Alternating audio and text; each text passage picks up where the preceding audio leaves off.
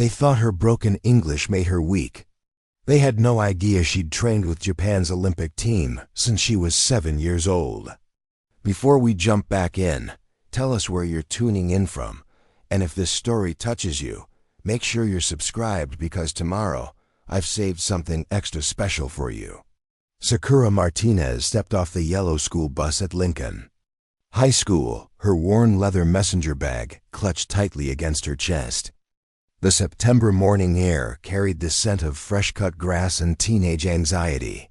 But what made her stomach twist wasn't the unfamiliar American suburb surrounding her. It was the way conversation seemed to pause when she walked by. Her English was good.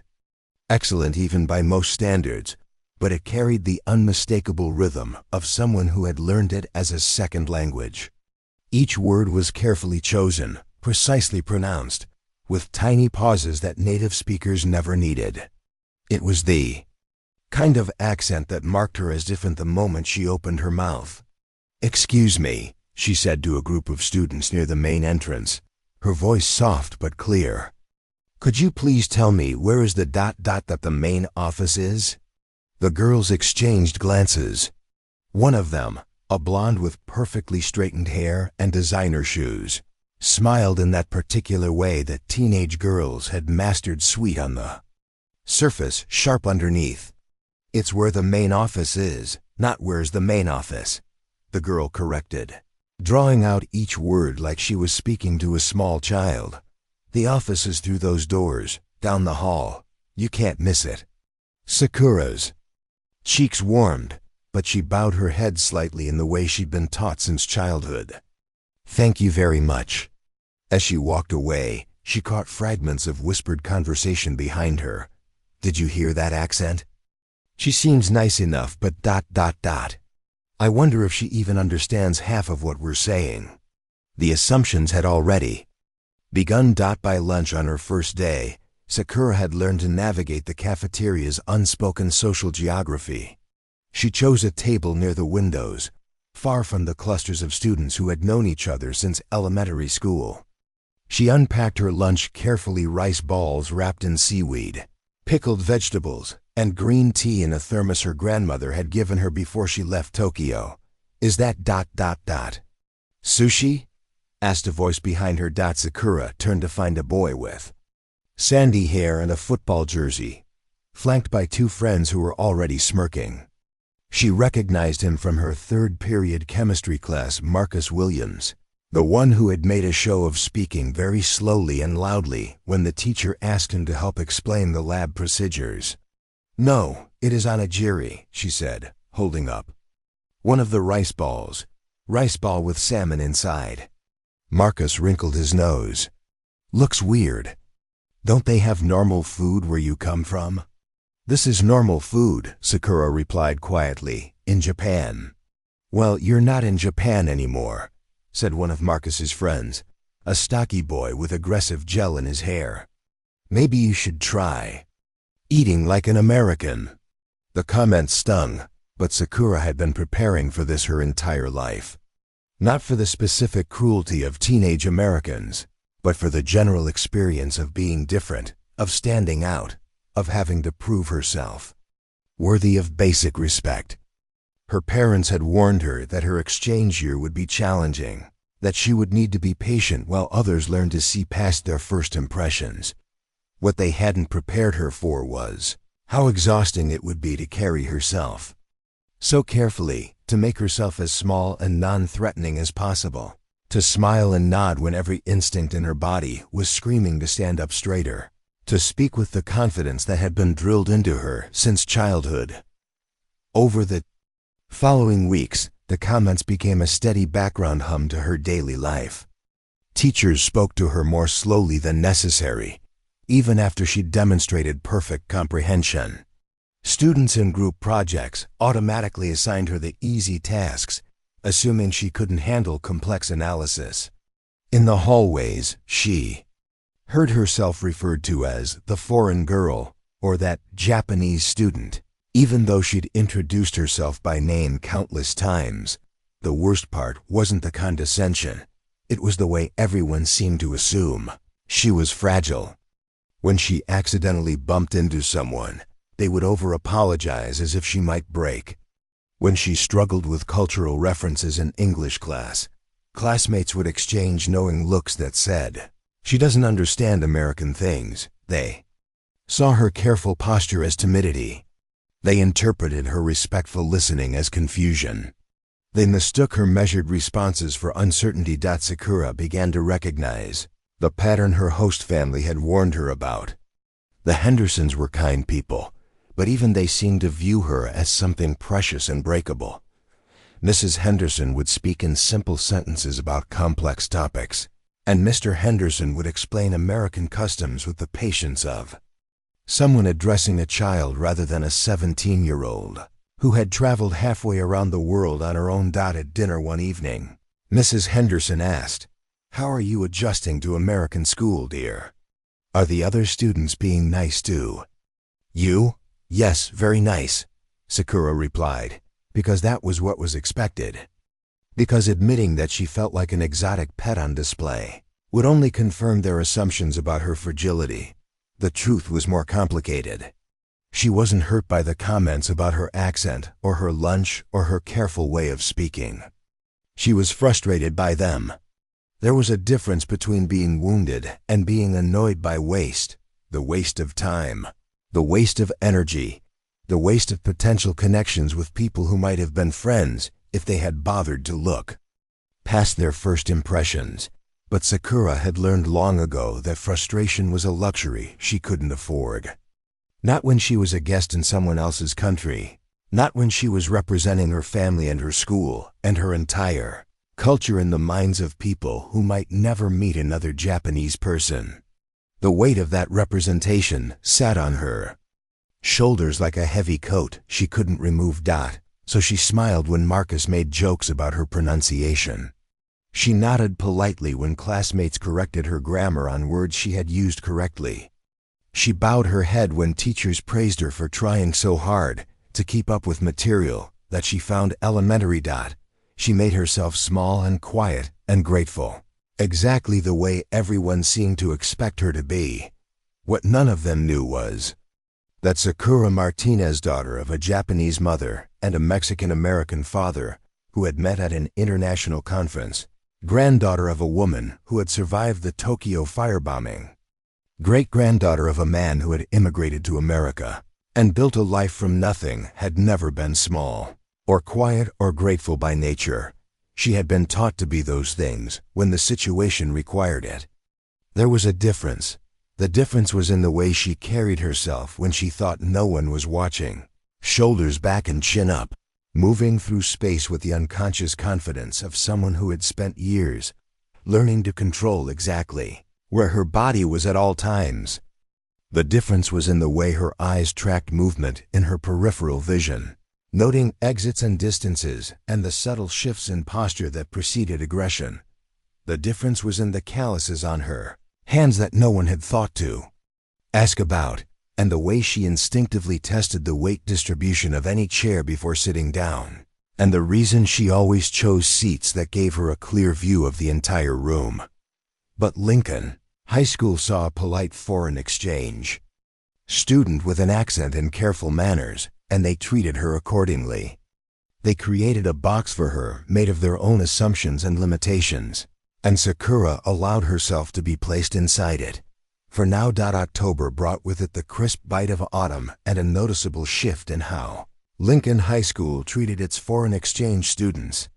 What had started as curious glances and well-meaning corrections had evolved into something more deliberate, more pointed. Marcus Williams had discovered that mocking Sakura's accent was an easy way to get laughs during chemistry class. He would repeat her questions back to the teacher in an exaggerated voice, drawing out her careful pronunciation until it became a caricature.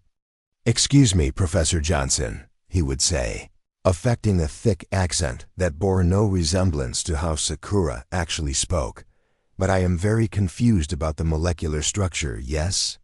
The teacher, Mr. Johnson, would chuckle uncomfortably and move on without addressing the mockery. Sakura would sit perfectly still, her hands folded on her desk, face composed in the neutral expression, she had perfected over years of practice. It was during these moments that something flickered behind her eyes, not embarrassment, but the kind of cold assessment that came from calculating distances and angles. But the moment would pass, and she would return to taking notes in her precise handwriting, as if nothing had happened. The real escalation began when someone started recording her. It was a Tuesday morning when Sakura walked into her advanced placement literature class to find several students clustered around Jake Morrison's phone, their laughter sharp and pointed. Jake was a senior with an inflated sense of his own importance, the kind of student who mistook cruelty for cleverness and attention for admiration. "Oh, here she comes," Jake announced as Sakura entered the room. "Hey Sakura, say something in English for us." Sakura paused, her bag halfway to her desk. "I am speaking English. No, I mean really speak English. Like, try to sound American." The phone in his hand was clearly recording, its red light blinking like a warning. Around the room, other students had turned to watch, some with genuine curiosity, others with the uncomfortable expressions of people who knew they were witnessing something wrong, but didn't know how to stop it. "I do not understand what you are asking," Sakura said carefully. "Come on, just try to talk like us. Say, how about them cowboys? Or, I love hamburgers and freedom." The laughter that followed was uglier than before, charged with a cruelty that made even some of the onlookers shift uncomfortably in their seats. Sakura stood perfectly still, her breathing controlled, and even her hands relaxed at her sides. "I will sit down now," she said quietly, moving to her desk. But Jake wasn't finished. Wait, I want to get this. Say I'm a real American now." The phone followed her movement, and Sakura realized with a sinking feeling that this wasn't just casual mockery, it was a performance, designed for an audience beyond this classroom. Jake was creating content, and she was the unwilling star. "Please stop recording me," she said, her voice still calm but with an edge that made a few students glance at each other. "It's a free country," Jake replied, grinning at his own wit. "I can record whatever I want in public." Mrs. Patterson, the English teacher, chose that moment to enter the room, and Jake quickly pocketed his phone. But the damage was done. Sakura spent the rest of class aware of the eyes on her, the way conversations paused when she spoke, the careful way her classmates watched her, as if she were a specimen in a laboratory. Sakura didn't see it at first. She was sitting in the library during lunch, working on her calculus homework, when Madison Chun approached her table. Madison was one of the few students who had tried to be genuinely friendly, though their interactions had been limited to polite exchanges about assignments. "Sakura," Madison said, sliding into the chair across from her, "I think you should know about something." She showed Sakura the video on her phone.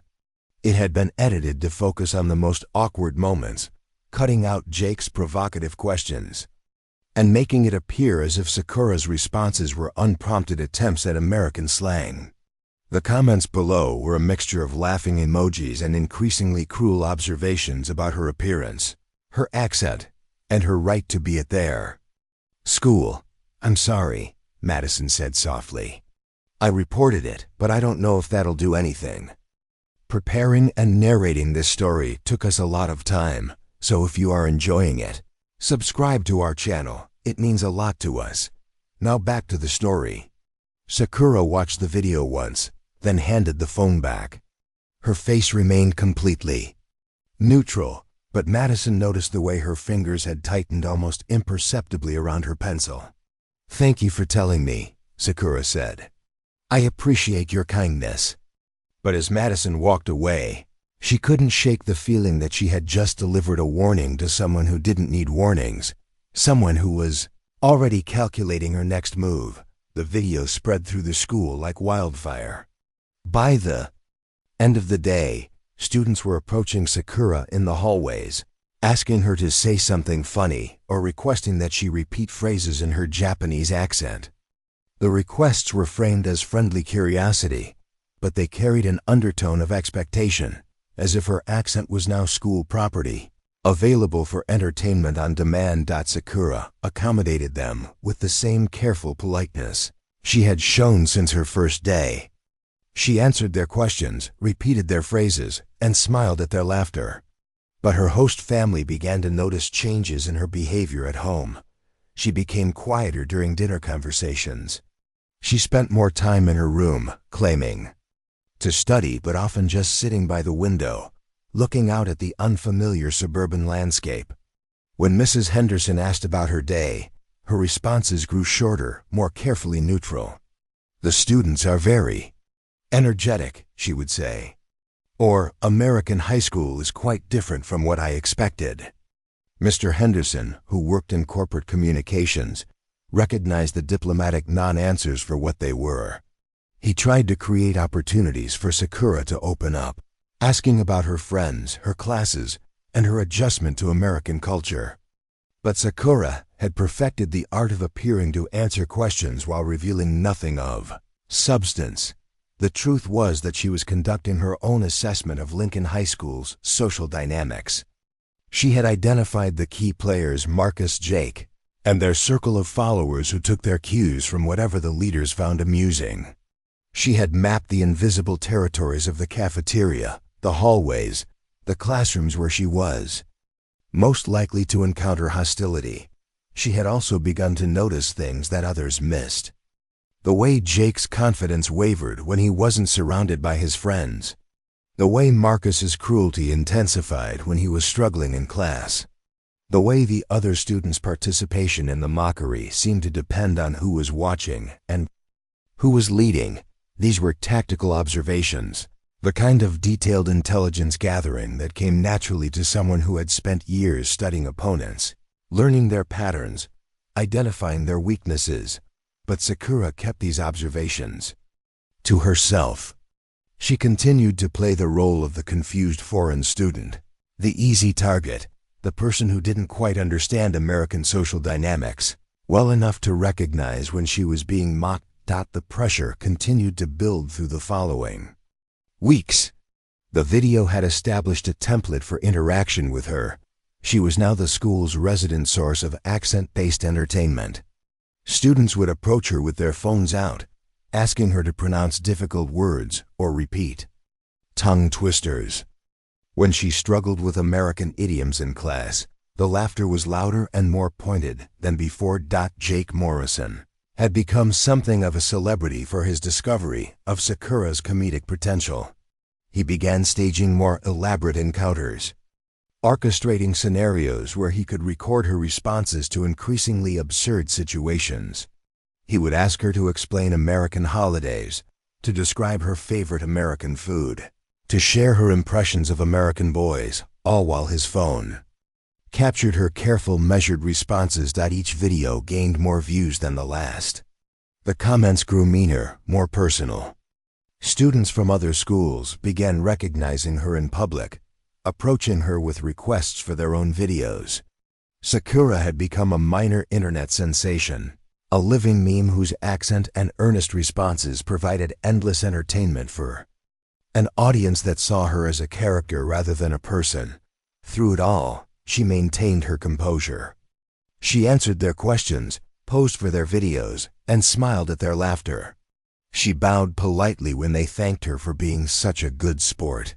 She never complained, never protested, never showed any sign that their behavior affected her. But those who knew how to look, and there were very few of them, began to notice subtle changes. The way she positioned herself in crowded spaces, always with her back to a wall and clear sight lines to all exits. The way her breathing remained perfectly controlled even when surrounded by laughing students with cameras. The way she never flinched, never startled, never showed the reflexive fear response that most people displayed when suddenly confronted by aggressive behavior. Most telling of all was the way she began to study her tormentors with the same intense focus she brought to her academic work. She would watch Jake's performances with the detached interest of a scientist observing a particularly interesting specimen. She would track Marcus's moods and energy levels, noting the patterns that preceded his most cruel comments. She was gathering data, building profiles, learning everything she could about the people who had decided to make her their entertainment. And somewhere in the back of her mind, a part of her that had been dormant for months was beginning to stir. The part that had been trained to recognize threats, to assess opponents, to respond to aggression with controlled and devastating precision. The part that understood that patience was not the same as passivity, and that appearing weak was sometimes the most effective way to mask true strength. The pressure was building towards something inevitable. Sakura could feel it in the way Jake's videos were becoming more aggressive, more invasive. She could see it in the way Marcus's comments were pushing closer to genuinely hurtful territory. She could sense it in the way the other students' laughter was becoming more forced, more uncomfortable, as if they were beginning to realize that their entertainment was built on someone else's dignity. But she also knew that timing was everything. The moment would come when the pressure became too much, when one of them would cross a line that couldn't be uncrossed. When that happened, Lincoln High School would discover that their quiet foreign exchange student had been hiding more than just homesickness behind her careful smiles. They would learn that some silences were not submission, but preparation. And they would understand, perhaps too late, that they had been fundamentally wrong about who held the power in their little games of humiliation. The final straw came on a gray November morning during the busiest part of the school day. Sakura was walking from her AP physics class to the cafeteria, navigating the crowded hallway with the same careful awareness she brought to everything else. Students flowed around her in predictable patterns, most barely acknowledging her presence beyond the occasional whispered comment about the accent girl or Jake's foreign friend. She had just reached the intersection where the main hallway split toward the cafeteria when she heard Jake Morrison's voice cutting through the general noise. "There she is, perfect timing." Sakura turned to see Jake approaching with his usual entourage, but this time something was different. He wasn't just carrying his phone. He had a small wireless microphone clipped to his shirt and what appeared to be a more professional camera setup. Behind him, at least 15 students had gathered, some holding their own phones, others just watching with the anticipatory energy of a crowd that sensed something big was about to happen. "Sakura!" Jake called out, his voice carrying the artificial enthusiasm of a game show host. "We're doing a special feature today. International student tries American challenges." The hallway around them began to slow as more students noticed the commotion. Traffic backed up as people stopped to watch, creating a natural amphitheater with Sakura at the center. "I need to go to lunch," Sakura said quietly, attempting to step around the growing crowd. But Jake moved to block her path, and his followers spread out in a semicircle, effectively trapping her against the lockers. The movement was casual, almost accidental looking, but Sakura recognized it immediately as a deliberate tactical formation. "Come on, it'll be fun," Jake continued, his camera now clearly recording. "We've got some great challenges lined up. First one is pronunciation. I'm going to show you some cards with American tongue twisters, and you just try your best to say them." He pulled out a stack of index cards, and Sakura could see from the expressions on his followers' faces that these weren't ordinary tongue twisters. Someone in the crowd giggled, quickly covering their mouth. "I do not want to participate," Sakura said, her voice still calm, but with an undertone that made a few of the onlookers shift uncomfortably. "Oh, come on," Marcus Williams pushed forward from the crowd, grinning. "You're always such a good sport about this stuff. Don't be shy now." Jake held up the first card, angling it so his camera could capture both the text and Sakura's reaction. "Okay, here's an easy one to start. She sells seashells by the seashore." The crowd waited expectantly. Sakura stood perfectly still, her breathing controlled, her hands relaxed at her sides. But something in her posture had changed, a subtle shift that made her appear somehow more solid, more grounded. "I said I do not want to participate," she repeated. Jake's grin widened. "What's the matter? Afraid you can't handle it? Come on, everyone knows you're here to learn about American culture. This is cultural education. The laughter from the crowd was louder now, encouraged by Jake's confidence. Someone called out, "Just try it, it's not that hard." Another voice added, "Yeah, don't be so serious all the time." Sakura's eyes moved slowly across the faces surrounding her. She counted 17 students in the immediate circle, with more gathering at the outer edges. She noted the positions of the nearest exits, the width of the gaps between the students, the way they were standing leaning forward in anticipation, weight on their front feet, balance compromised by their eagerness to see the show. "Okay, fine," Jake said, flipping to another card. "How about this one? I'm just a dumb foreign student who doesn't understand American jokes." The crowd erupted in laughter, but it was different now, sharper, more vicious. Several students exchanged uncomfortable glances, finally recognizing that they had crossed from teasing into something uglier. Sakura's breathing remained perfectly even, but her eyes had changed. They were no longer the soft, slightly confused eyes of a polite foreign student. They were the cold, calculating eyes of someone making final assessments. "That is not a tongue twister," she said quietly. Jake stepped closer, emboldened by the crowd's reaction. "Oh, you're right. Let me try again." He held up another card.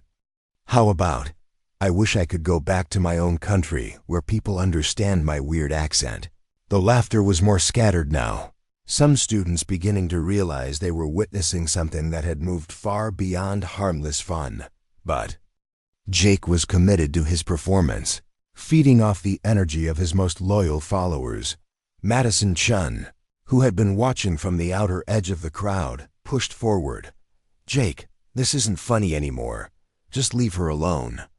"Relax, Madison," Jake replied without taking his eyes off Sakura.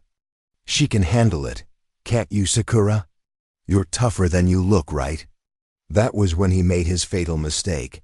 Jake reached forward and flicked the collar of Sakura's uniform shirt, the same casual, dismissive gesture that Bullies had been using to assert dominance over smaller targets for generations. It was meant to be condescending, infantilizing, a physical punctuation mark to his verbal humiliation. "Besides," he said, his hand still extended toward her, "someone needs to teach you how things work in America." The moment his fingers made contact with her shirt, something fundamental shifted in the hallway. It was as if a switch had been flipped, transforming the quiet foreign exchange student into something entirely different. Sakura's hand moved with lightning speed, catching Jake's wrist in a grip that made him gasp in surprise. Her fingers found pressure points with surgical precision, and suddenly Jake's confident smirk was replaced by a look of shock and genuine pain. "Let go of me," he said, trying to pull away, but finding himself completely unable to move his arm. The crowd fell silent, sensing that they were witnessing something they didn't understand. Sakura looked up at Jake, and for the first time since arriving at Lincoln High School, she allowed her true self to show in her expression. Gone was the carefully maintained politeness, the apologetic smile, the deferential posture. In their place was something that made Jake's followers take unconscious steps backward. "You want to know how things work?" Sakura asked, her voice still quiet but carrying a tone that made the entire hallway hold its breath. "Let me show you." With a movement so fluid it seemed almost effortless, Sakura stepped forward, turned her body, and sent Jake Morrison, 6'2", 180 pounds of teenage arrogance flying through the air in a perfect arc. He landed on his back in the middle of the hallway, with a sound that echoed off the lockers like thunder. His expensive camera equipment scattered across the floor, the wireless microphone skittering away with a screech of feedback. The silence that followed was absolute. Jake lay on the floor, staring up at the ceiling with wide, shocked eyes, the wind completely knocked out of him. His followers stood frozen, their phones still recording, but their faces showing nothing but disbelief. Sakura stood over him, perfectly balanced, not even breathing hard. She reached down and picked up one of his index cards, reading it with the same careful attention she brought to her homework. "I think," she said in her precise, accented English, "you have made a mistake about who needs to learn what." She dropped the card onto Jake's chest and looked around at the circle of stunned faces surrounding her. "My name," she continued, her voice carrying clearly through the silent hallway, "is Sakura Martinez.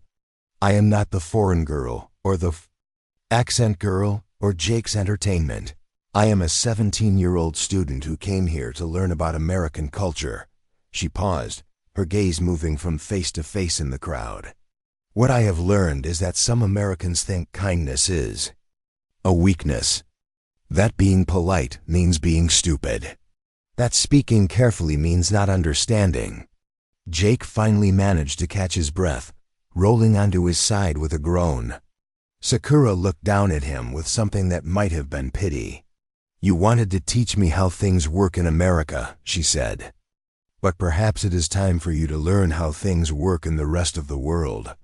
She stepped carefully around Jake's sprawled form and began walking toward the cafeteria. The crowd parted before her like water, students pressing themselves against the lockers to give her room to pass. As she reached the edge of the circle, she turned back once more. "Oh," she added, almost as an afterthought, "next time you want to record someone without permission, you should ask first. In Japan, we call this respect. You might want to look it up." And with that, Sakura Martinez walked away, leaving behind a hallway full of students who were finally beginning to understand that they had never known her at all. Behind her, Jake Morrison sat up slowly, his face red with embarrassment and something that might have been the first stirrings of actual shame. His followers stood around him in uncomfortable silence, no longer sure what they were supposed to find funny. The show was over. But for Sakura, something new was just beginning. The principal's office had never felt smaller. Sakura sat in the uncomfortable plastic chair across from Principal Thompson's desk, her hands folded in her lap, posture perfect despite the chaos that had erupted throughout Lincoln High School in the hour following the hallway incident. Word of Jake Morrison's spectacular takedown had spread through the building like wildfire, growing more elaborate with each retelling. "Miss Martinez," Principal Thompson said, reviewing the written statements from the dozen witnesses who had seen the throw, "I have to say, this is unprecedented." Sakura remained silent, waiting for him to continue. She had learned long ago that people in authority positions often revealed more when she let them fill the silence themselves. Multiple students have described what they witnessed as a ...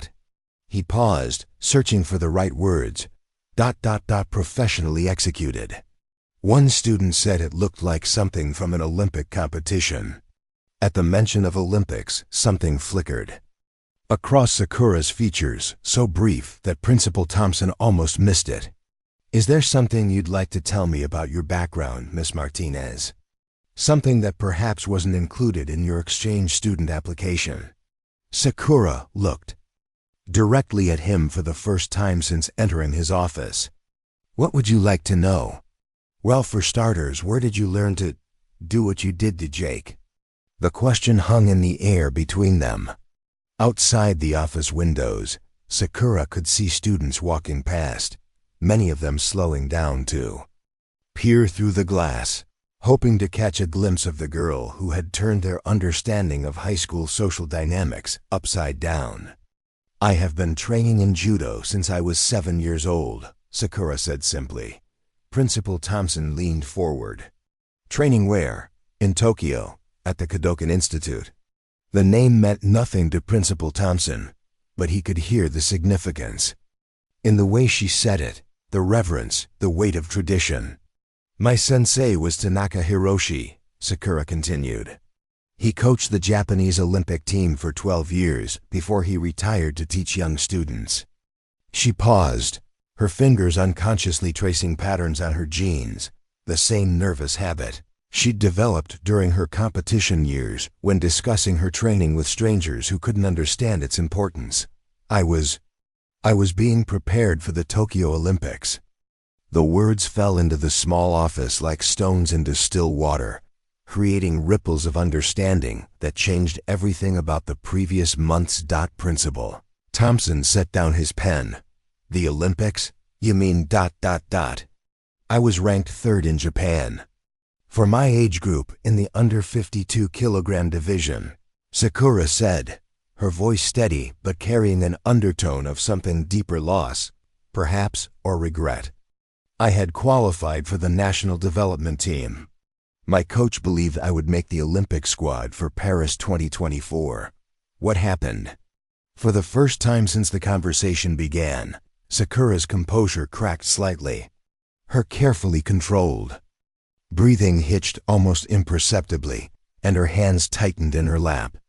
My father was offered a position with his company's American division, she said. A promotion he had worked toward for 15 years. It required our family to relocate to Phoenix. She looked out the window at the suburban landscape that was so different from the bustling training facilities of Tokyo. The opportunity was, it was everything my parents had dreamed of. Financial security, a chance for me to attend an American university, a new life for our family. Principal Thompson began to understand the weight of what he was hearing. So you gave up Olympic training to come to America? I gave up everything, Sakura corrected quietly. My training partners, my coach, my ranking, my chance at the Olympics. My entire identity. The silence stretched between them as Principal Thompson tried to process the magnitude of what this 17-year-old girl had sacrificed. The exchange program, he said slowly. Was that your idea? Sakura nodded. My parents felt guilty about what I had given up. They wanted me to have a typical American teenage experience before starting university.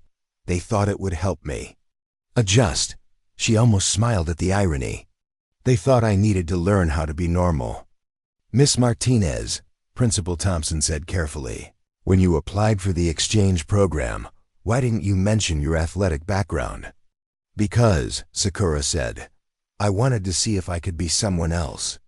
Someone who wasn't defined by what she could do with her body, by how many tournaments she had won, by whether she was fast enough or strong enough or disciplined enough to represent her country. She looked directly at him again, and for the first time, he saw not the polite exchange student or the mysterious fighter, but the teenager she actually was, someone caught between two worlds, trying to figure out who she was supposed to be. In Tokyo, I was the judo girl. Every conversation, every relationship, every opportunity was filtered through what I could accomplish on the mat. I thought maybe in America, I could just be ... Sakura. But that's not what happened. No, she said simply. Instead, I became the foreign girl. Different label, same reduction of who I am to a single characteristic. Principal Thompson leaned back in his chair, finally beginning to understand the complex young woman sitting across from his desk. Tell me about your training, he said. What was it really like? For the first time in the conversation, Sakura's expression softened with something that might have been nostalgia. I trained 6 days a week, 4 hours each day. Morning conditioning, afternoon technical work, evening meditation, and flexibility training. My life was structured around competition, schedules, weight management, injury prevention, and mental preparation. She described a world that Principal Thompson could barely imagine, a life where every meal was planned, every moment scheduled, every decision filtered through the question of whether it would make her a better competitor. I had teammates who became like sisters. We pushed each other, supported each other, celebrated victories, and mourned defeats together. My coach, Tanaka-sensei, was like a second father. He saw potential in me that I didn't even know existed. It sounds like you loved it. I did, Sakura said without hesitation. I loved the precision, the discipline, the way judo taught me to use an opponent's strength against them. I loved meditation, philosophy, and the idea that physical training was inseparable from mental and spiritual development. Her voice grew quieter. But most of all, I loved who I was when I was on the mat. Confident, powerful, unafraid. I knew exactly who I was and what I was capable of. And when you came to America, I tried to become someone smaller. Someone who wouldn't intimidate anyone, who wouldn't make anyone uncomfortable, who would fit into whatever space people created for me. She gestured toward the window where students were still passing by, many of them looking toward the principal's office with curiosity and new respect. I told myself it was temporary, that I just needed to get through 1 year, and then I could go back to being myself. But after 3 months of pretending to be helpless, I began to forget what it felt like to be strong. Principal Thompson was quiet for a long moment, processing everything he had learned. "What Jake did today," he said finally, "that was the breaking point." Sakura nodded. "He touched me without permission. In Judo, we learn that respect for your opponent is fundamental. You bow before you fight. You bow after you fight. You never use your skills to humiliate or dominate someone weaker than you." Her expression hardened slightly. What Jake was doing, the recording, the mockery, the public humiliation, that was not respected. That was the behavior of someone who believes strength comes from making others feel small. "So you showed him what real strength looks like."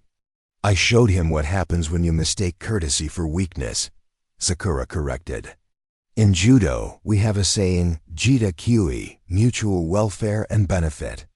The goal is not to destroy your opponent, but to help both of you become better through honest competition." She paused, considering her words carefully. "What I did to Jake was not about revenge. It was about teaching. He needed to understand that there are consequences for treating people as less than human." Principal Thompson set aside the incident reports and looked at the young woman across from his desk with new understanding. "Miss Martinez," he said, "I think we need to have a different conversation about your time here at Lincoln High School." "What do you mean?" "I mean," he said, "that maybe it's time for you to stop hiding who you really are. This school, these students, they could learn a lot from someone with your discipline, your perspective, your strength." Sakura was quiet for a long moment, considering the implications of what he was suggesting. "You think I should tell them about my background?" "I think," Principal Thompson said, "that you've spent 3 months trying to fit into their idea of who you should be. Maybe it's time for them to learn who you actually are." Outside the office, the hallway was buzzing with students discussing the morning's events, their voices filled with a mixture of shock, admiration, and newfound curiosity about the exchange student they had all underestimated. For the first time since arriving in America, Sakura Martinez began to consider the possibility that she didn't have to choose between being strong and being accepted. Maybe, just maybe, she could be both. The transformation of Lincoln High School didn't happen overnight, but it began the moment Sakura walked out of Principal Thompson's office and into a hallway that looked at her with completely different eyes. Gone were the dismissive glances and condescending smiles. In their place was something Sakura had never experienced in America: genuine curiosity mixed with respect. Students who had previously walked past her without acknowledgement now nodded as she passed. Others stopped their conversations entirely, watching her move through the halls with the fluid grace they had somehow failed to notice before. Jake Morrison was nowhere to be seen. Word had spread that he'd left school immediately after the nurse cleared him, claiming he felt sick. But everyone knew the truth. He was hiding from the humiliation of being outmatched so completely by someone he had systematically underestimated. The first person to approach Sakura directly was someone she had never expected: Emma Rodriguez, the captain of the varsity wrestling team and one of the few female athletes who commanded genuine respect at Lincoln High. "Sakura," Emma said, catching up with her after the 3rd period, "can we talk?" They found a quiet corner near the library, away from the curious stares that seemed to follow Sakura everywhere now. "I saw what happened this morning," Emma said. Without preamble, that throw that was textbook perfect. Where did you train? For a moment, Sakura hesitated. The old instinct to deflect, to minimize, to make herself smaller rose automatically. But then she remembered Principal Thompson's words about letting people see who she really was. Kodokan Institute in Tokyo, she said, under Tanaka Hiroshi. Emma's eyes widened. Tanaka? The Olympic coach? Holy shit, sorry, I mean ... She caught herself, then laughed. You know what, I'm not sorry. Holy shit is exactly right. Do you know what this means? Sakura wasn't sure she understood the question. Emma continued, her excitement building. It means we have an Olympic-level judoka walking our halls, and we've been treating her like she was invisible. It means our wrestling program just got access to techniques and training methods that most American schools never see. I am not currently training, Sakura said carefully. But you could be, Emma replied. We have a decent mat room, basic equipment. Our wrestling coach, Coach Martinez, no relation. I assume he's always talking about wanting to expand our grappling program to include more traditional martial arts. The irony wasn't lost on Sakura that the person showing the most interest in her background was also named Martinez, though she was right, no relation. I have not been on a mat in 6 months, Sakura admitted. Muscle memory doesn't disappear in 6 months, Emma said confidently. Trust me, I've seen what happens when high-level athletes take time off. You never really lose it. Their conversation was interrupted by a commotion near the main hallway. Both girls turned to see Marcus Williams surrounded by a cluster of his usual followers, but something was different. Instead of the confident swagger he usually displayed, Marcus looked agitated, defensive. It's not like that, he was saying to someone Sakura couldn't see. We were just joking around. She didn't have to get violent about it. A voice from the crowd responded, Madison Chun. Sakura realized. Violent? Marcus, she defended herself after months of harassment. There's a difference. She could have seriously hurt Jake, Marcus protested. What if he had hit his head wrong? What if he couldn't get up? Emma snorted. Jake Morrison has been throwing his weight around this school for 3 years. Maybe getting knocked down a peg will do him some good. But Sakura was studying the dynamic more carefully. She could see that Marcus wasn't just defending Jake, he was genuinely shaken. The casual cruelty that had seemed so effortless before now looked forced, uncertain. He is scared, she said quietly. Emma followed her gaze. Marcus? Yeah, probably. His whole identity is built on being the tough guy who can intimidate people. Finding out that the quiet foreign girl could probably tie him in knots tends to shake that foundation. But Sakura shook her head. Not scared of me, scared of himself. Emma looked at her curiously, but before she could ask what Sakura meant, the bell rang and they had to separate for their next classes. The rest of the day brought a steady stream of interactions that would have been unimaginable just 24 hours earlier. Students who had never spoken to Sakura approached her with questions, not the mocking requests for entertainment that had defined her previous months, but genuine inquiries about her background, her training, her experience. A sophomore named David Kim, who had been in her chemistry class since September, finally worked up the courage to ask about the meditation techniques she had mentioned to Principal Thompson. My mom keeps saying I need to find ways to manage stress, he explained. Do you think?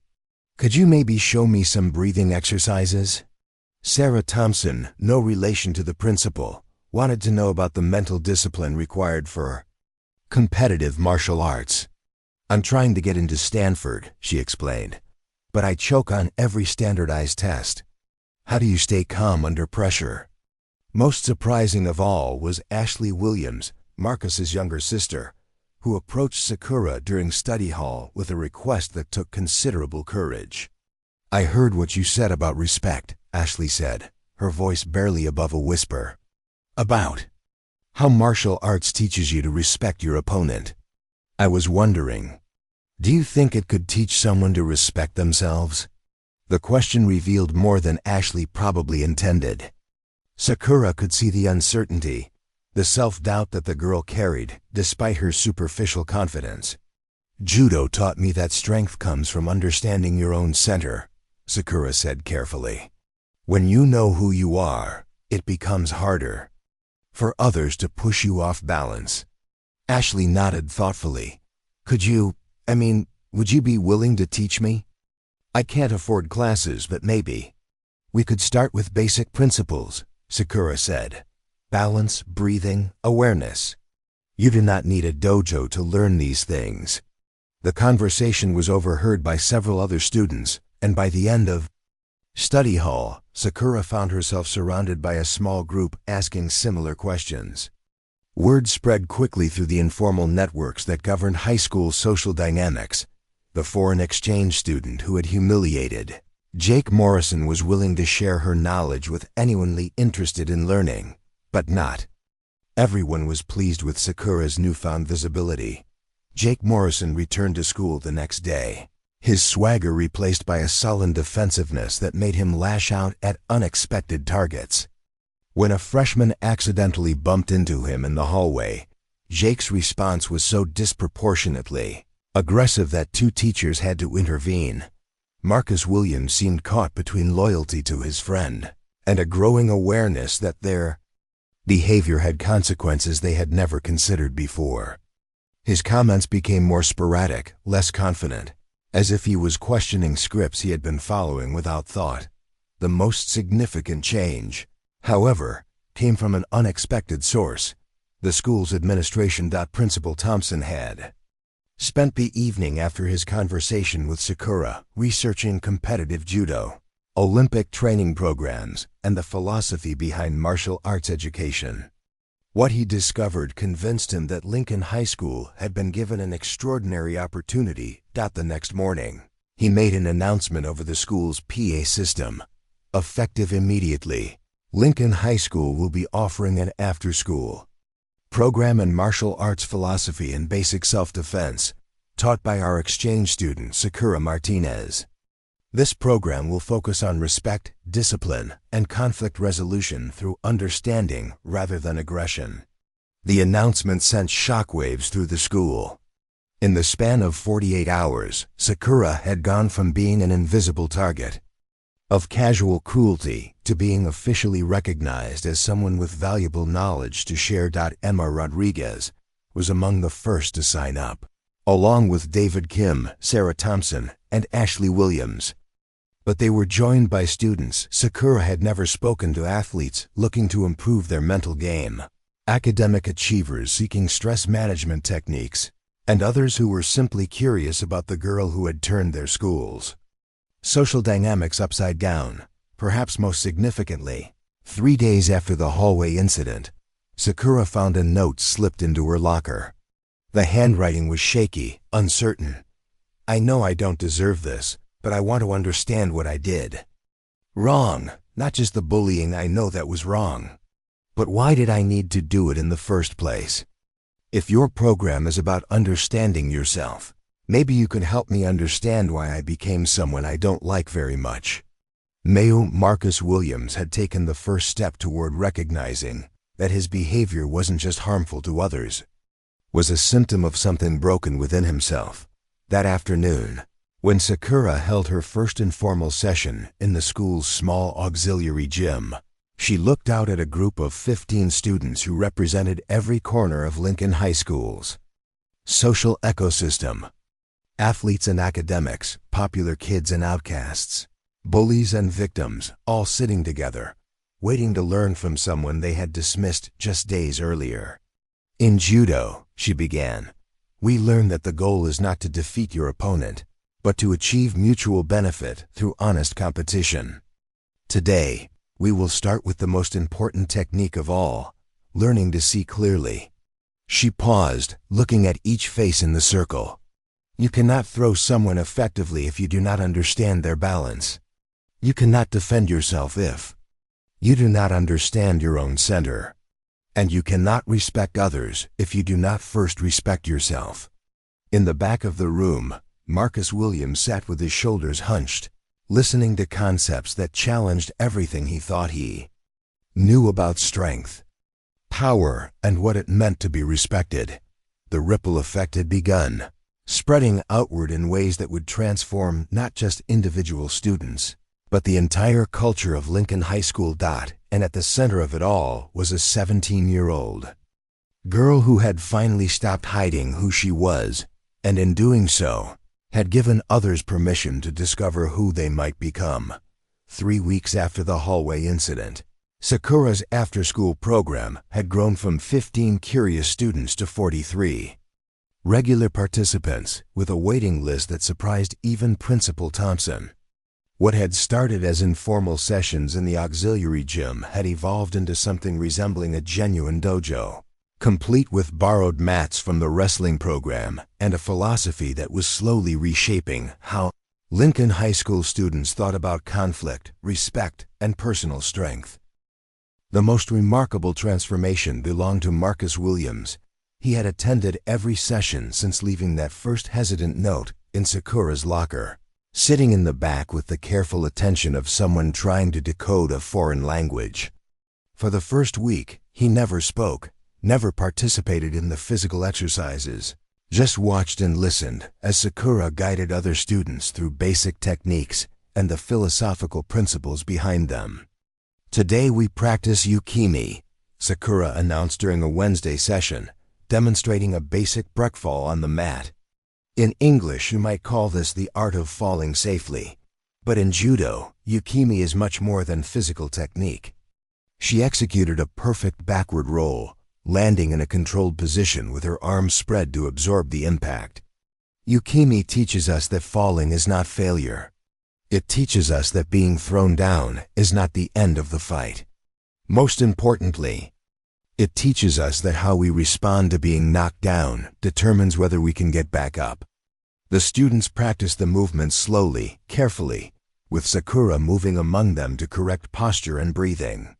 When she reached Marcus still sitting on the sidelines, she paused. "Would you like to try?" she asked quietly. Marcus looked around the room at his classmates, many of whom he had intimidated or ignored for years now, focused on learning skills that had nothing to do with dominance or aggression. "I don't know if I should," he said. "After everything I did to you, ... Sakura knelt beside him, speaking quietly enough that the other students couldn't hear. "Marcus, do you know what Hajimari means?" He shook his head. "It means beginning. In Judo, every match starts with Hajimari. It does not matter what happened yesterday, or last week, or 3 months ago. When the referee says Hajimari, you have a clean slate."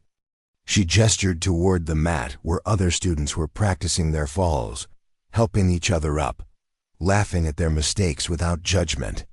"This is your Hajimari, if you want it." Marcus hesitated for another moment, then slowly got to his feet. "Will you show me how?" For the next 30 minutes, Sakura patiently guided Marcus through the basic movements of Yukimi. His first attempts were awkward, tense, fighting against the fall instead of accepting it. But gradually, under her patient instruction, he began to understand the counterintuitive truth at the heart of the technique. Sometimes you had to surrender to gravity in order to control your landing. The breakthrough came when Marcus finally executed a clean backward roll, landing in perfect position with his arms properly positioned to absorb the impact. As he sat up, slightly dazed but grinning, the entire class spontaneously applauded. "I did it," he said, more to himself than anyone else. "You did," Sakura confirmed. "But more importantly, you learned to fall without fear. That is a skill that will serve you far beyond this mat." The session ended with the traditional rei, the formal bow that marked the beginning and end of every practice.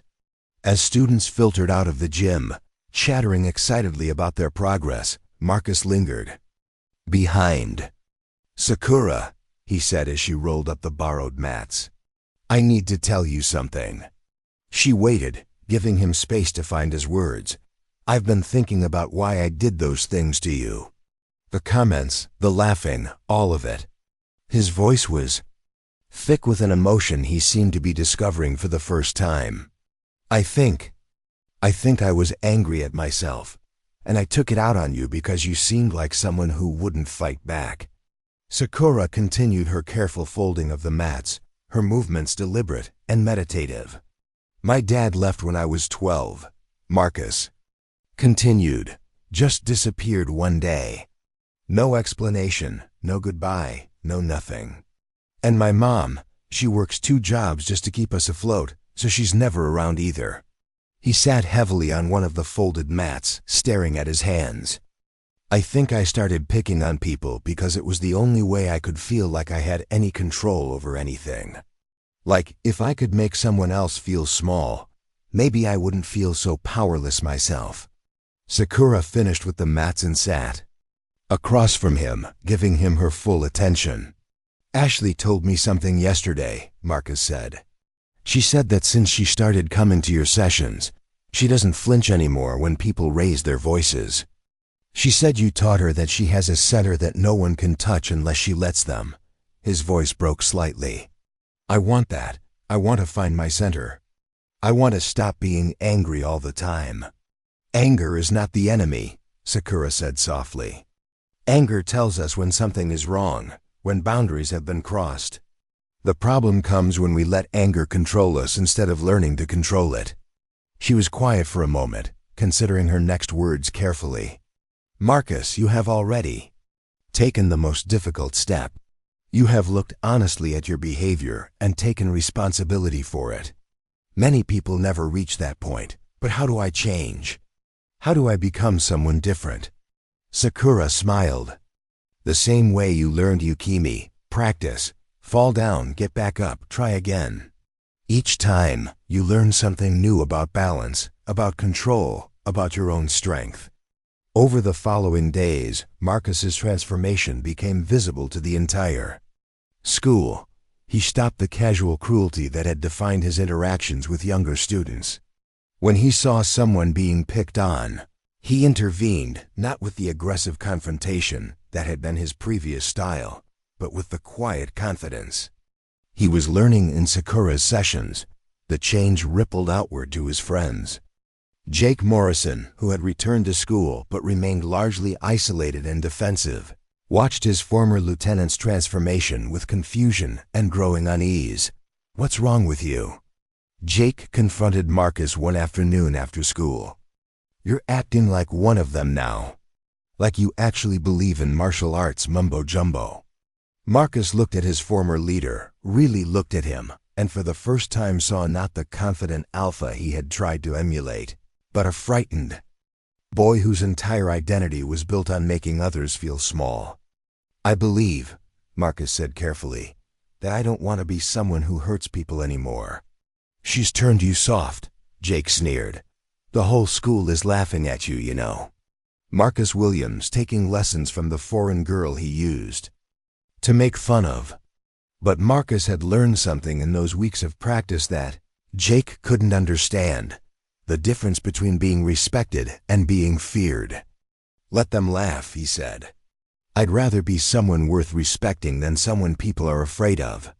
The conversation marked the end of their friendship, but also the beginning of something new for Marcus. Without Jake's influence, he began forming connections with classmates he had previously ignored or intimidated. David Kim, who had initially joined Sakura's program for stress management, became an unlikely study partner. Sarah Thompson discovered that Marcus was actually quite funny when he wasn't trying to prove his dominance. Ashley started looking up to her older brother again, seeing in him the protector she had always hoped he could be.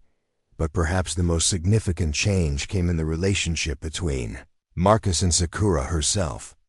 "I want to apologize," he said during one of their sessions, as they practiced a partner exercise that required complete trust and communication.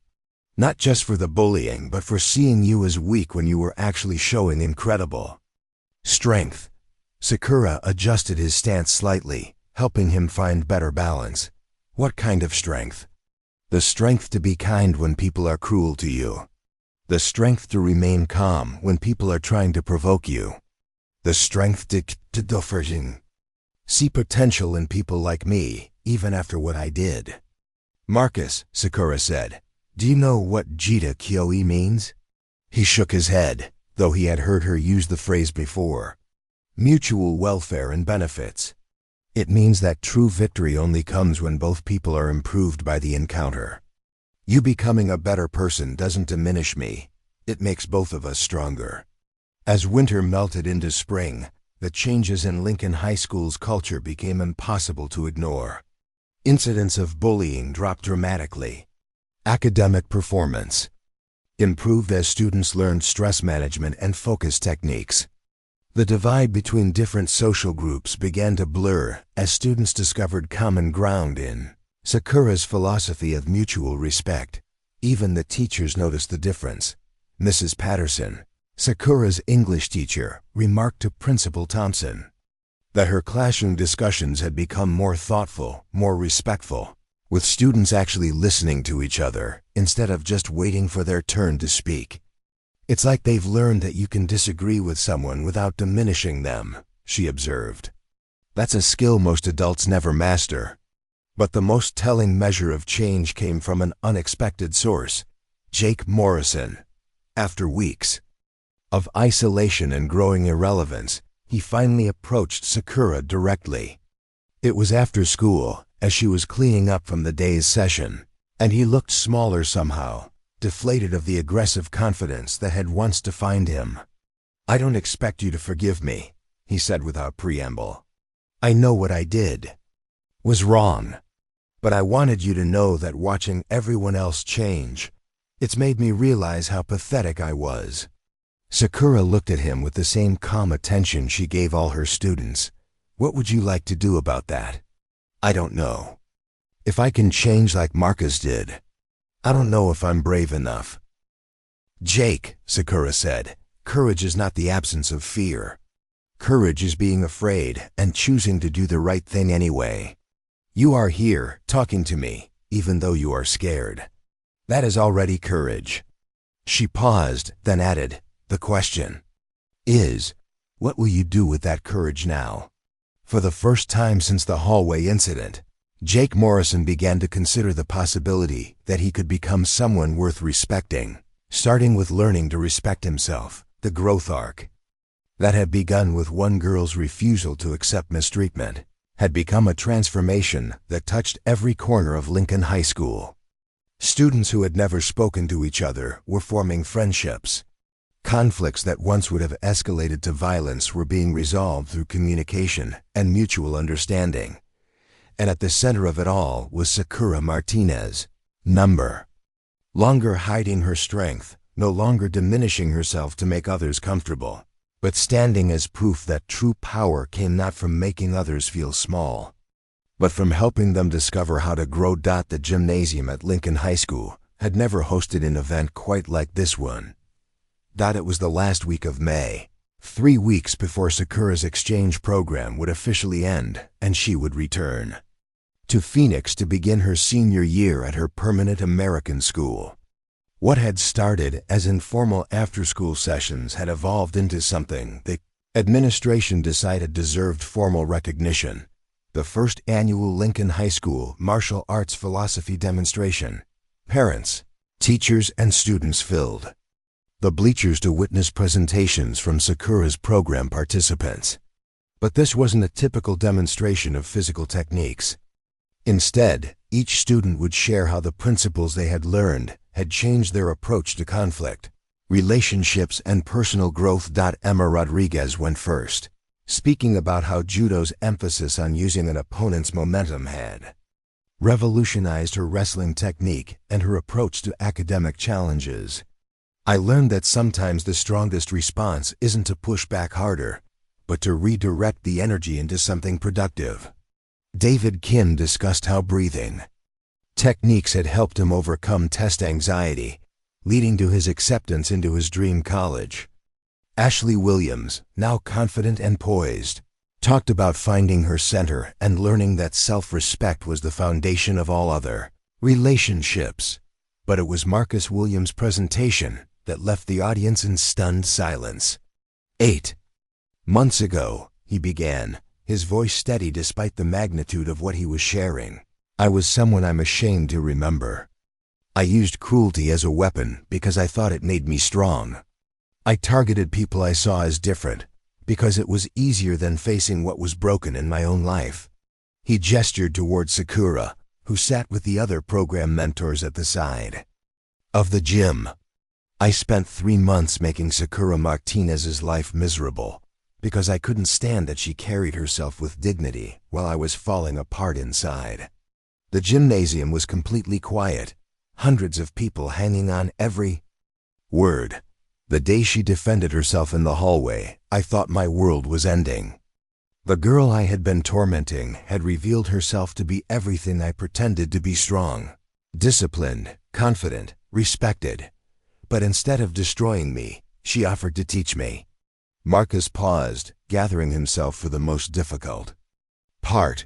Sakura taught me that strength isn't about making others feel small. Real strength is about lifting others up, even when they don't deserve it. She showed me that courage isn't the absence of fear, it's being afraid and choosing to do the right thing anyway. He looked directly at his parents in the audience, his voice thick with emotion. I'm not the same person who hurt people because I was hurting.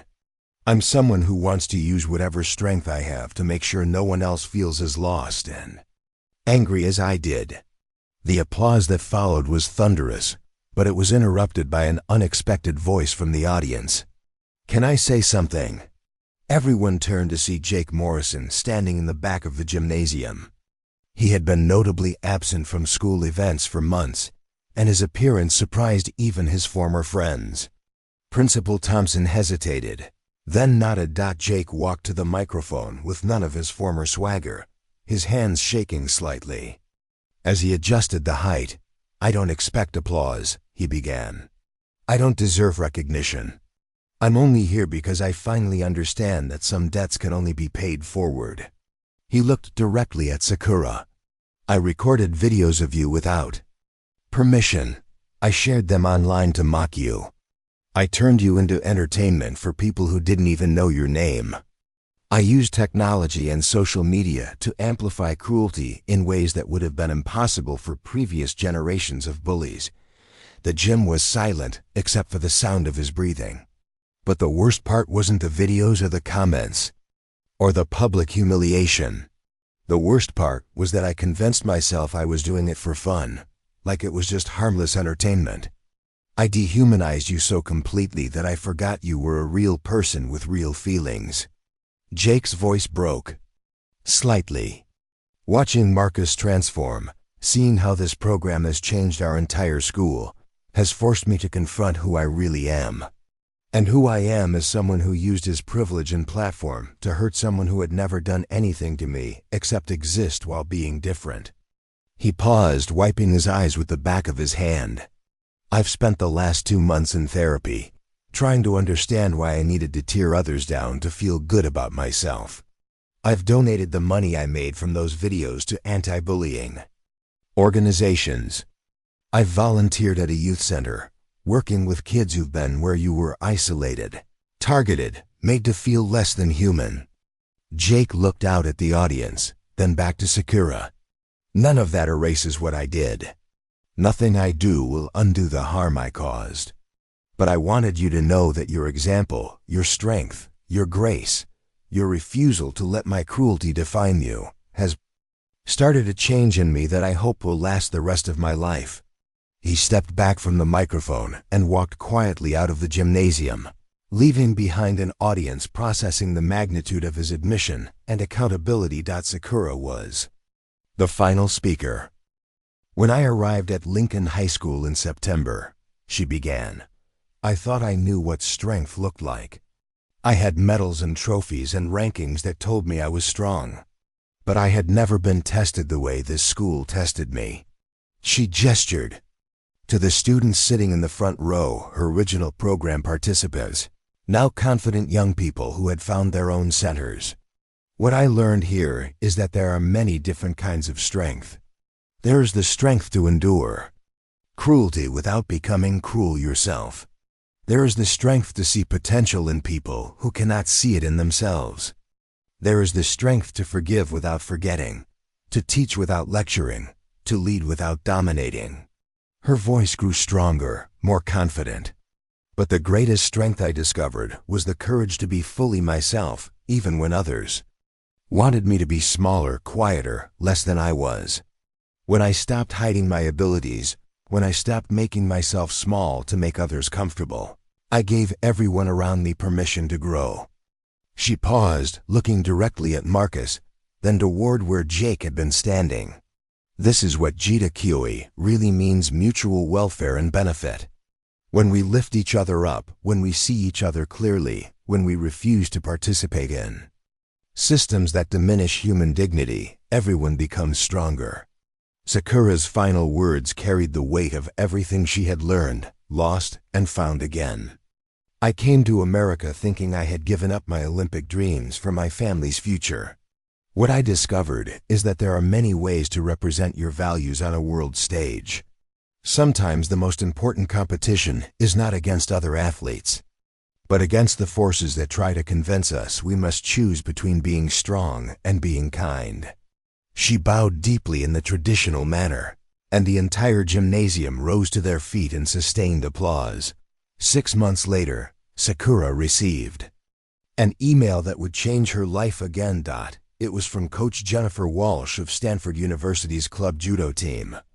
She had heard about Sakura's work at Lincoln High School through a network that connected competitive martial artists across the country.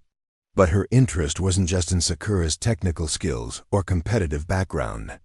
"We're looking for student athletes who understand that martial arts are about more than winning matches," the email read. "Your work in conflict resolution and youth mentorship suggests you embody the values we want to represent our program. Would you be interested in discussing a full scholarship that would allow you to compete at the collegiate level while developing a program that teaches martial arts philosophy to at-risk youth?" Sakura stared at the email for a long time, then called her parents. "It's not the Olympics," she said when she finished explaining the opportunity. "No," her mother replied. "It's something better. It's a chance to use your gifts to change lives. The way you changed lives at Lincoln High School." 2 years later, Dr. Tanaka Hiroshi received a letter from his former student. She was thriving at Stanford, competing successfully while pioneering a program that had spread to schools across California. But more importantly, she was happy. "Sensei," the letter read, "you taught me that judo is not about defeating opponents, but about achieving mutual benefit through honest competition. I finally understand what you meant. Every day, I have the opportunity to help young people discover their own strength, their own center, their own capacity for growth." She included photos from her latest school visit, teenagers from backgrounds similar to Marcus and Jake, learning that strength came not from dominance but from discipline, respect, and the courage to be authentically themselves. "I may never win an Olympic medal," the letter continued, "but I am winning something more valuable, the chance to create ripples of positive change that will spread far beyond anything I could achieve on a competition mat." Marcus Williams, now a sophomore at the local community college studying social work, still attended Sakura's Stanford program whenever she visited Phoenix. He had become a mentor himself, working with angry young men who reminded him of who he used to be. Jake Morrison had transferred schools and spent his senior year largely in anonymity, but he too had found his path. He studied digital media ethics in college and eventually became an advocate for responsible social media use, speaking at schools about the real-world consequences of online harassment. Ashley Williams earned a full scholarship to pursue psychology. Inspired by her brother's transformation and Sakura's example of how one person's courage could catalyze change in an entire community. And at Lincoln High School, Sakura's program had become a permanent part of the curriculum, led by Emma Rodriguez, who had discovered that her true calling wasn't competitive wrestling, but teaching others.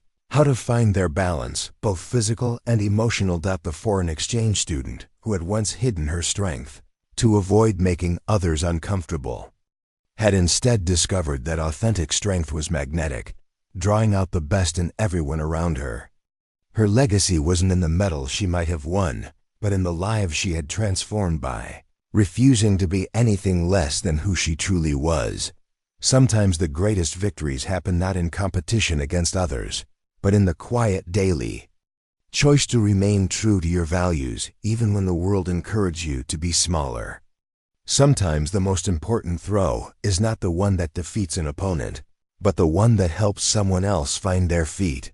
And sometimes the strength that matters most is not the ability to knock someone down, but the wisdom to help them stand back up.